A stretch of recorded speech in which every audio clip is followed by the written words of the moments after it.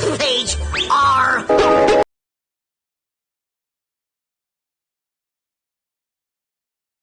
Silent Hill for a while was not looking the greatest. After Konami issued the 1-2 punch that was canceling Silent Hills and focusing development on pachinko machines, it's safe to say that fans of the franchise were devastated. At least I assume they were. I wouldn't know, I only recently got into the franchise. And now, Konami seems to be in the process of reviving Silent Hill. Their plan? To get dear God anyone but them to make the games. To start off this revival, they got Bloober Team to make the Silent Hill 2 remake, and in a surprising turn of events, that game ended up actually being good. But just like I said in my Chronos video, while that game was good, it was building off the blueprint of the original. Silent Hill F is the first game in the revival effort to be fully original. So now we come to the question, is it any good? Well, let's get right into Silent Hill F. Let's just go through the checklist here. Small town covered in fog, check. Clunky melee combat, check. Creepy enemies that twitch a lot, check.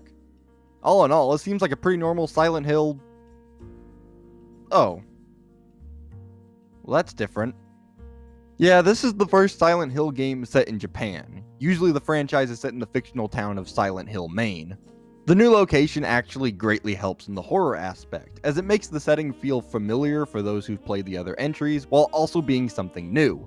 Starting with the positives, the visuals of this game are beautifully bizarre. Both the town sections and the otherworldly sections have standout environment design. I also found myself engaged with the story and characters. I mean, I didn't really understand what was happening most of the time, but I was still intrigued nonetheless. Besides, being confused by a Silent Hill story is just part of the experience.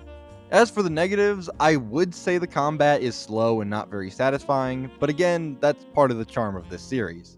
Now, an actual negative I have with the game is the performance. I was on PC and my game for the most part ran at 60 FPS no problem, but it would frequently dip and freeze at times. The cutscenes seemed to be strangely locked at 30 FPS, which made some transitions into gameplay a bit jarring. And finally, I had this horrible visual bug where my game window would shrink and get static around the edges. I checked online to see if I could fix it and found out it was tied to motion blur. So I have two options. Turn the beautiful visuals this game has into a blurry mess anytime I move the camera, or suffer a seizure. Luckily, these bugs and issues can be patched, but right now it is a bit of a mess.